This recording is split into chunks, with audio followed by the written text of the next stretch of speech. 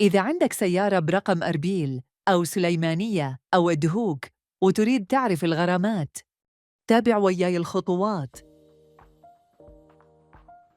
أدخل على متصفح جوجل كروم، اكتب في خانة البحث غرامات أربيل.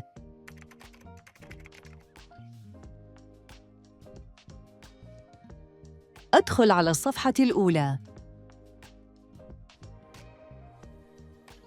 هذا الموقع خاص بغرامات أربيل.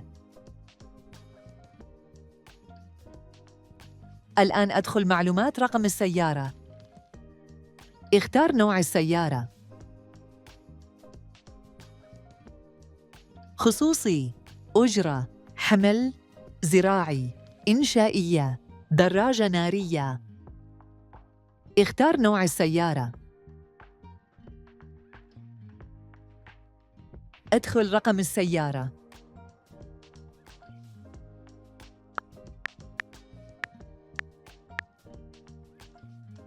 اختر حرف الرقم. تنويه: إذا كانت لوحة السيارة بدون حرف، اترك المربع فارغ. الآن أدخل رقم السنوية. مثال على رقم السنوية.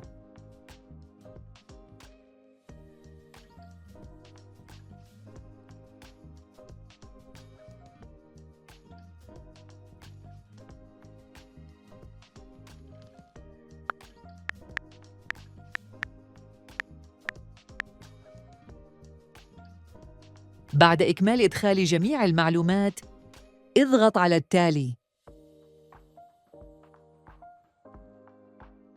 هنا تظهر لك نتيجة الغرامة. لترجمة اللغة الحالية إلى العربية، اضغط على أيقونة الترجمة. اختر الترجمة من الكردية السورانية إلى العربية.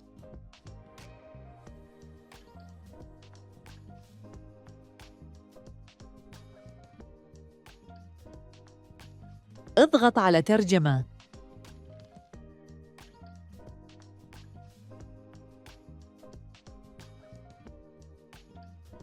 هنا سوف تظهر لك نتيجة غرامة السيارة. إذا كان مكتوب المركبة بدون عقوبة، يعني إن السيارة ما عليها غرامات. الآن لمعرفة غرامات رقم سليمانية،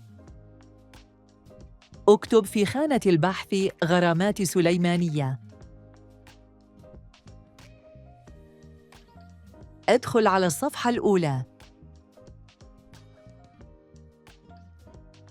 هذا الموقع خاص بغرامات سليمانية. هنا اختار نوع السيارة.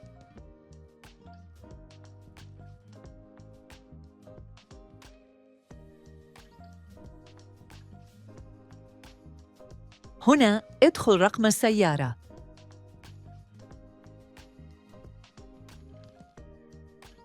هنا ادخل رقم السنوية. بعد إكمال إدخال جميع المعلومات، اضغط على التالي وستظهر لك الغرامات. الآن لمعرفة غرامات رقم دهوك، اكتب في خانة البحث غرامات دهوك.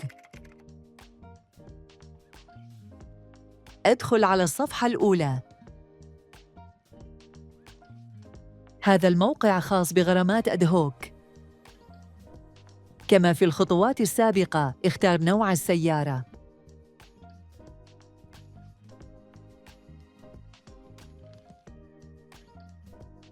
رقم السيارة والحرف. رقم السنوية.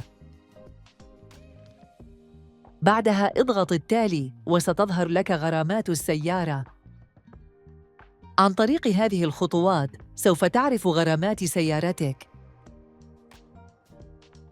وبهذا نكون وصلنا إلى نهاية الفيديو. شكراً للمتابعة.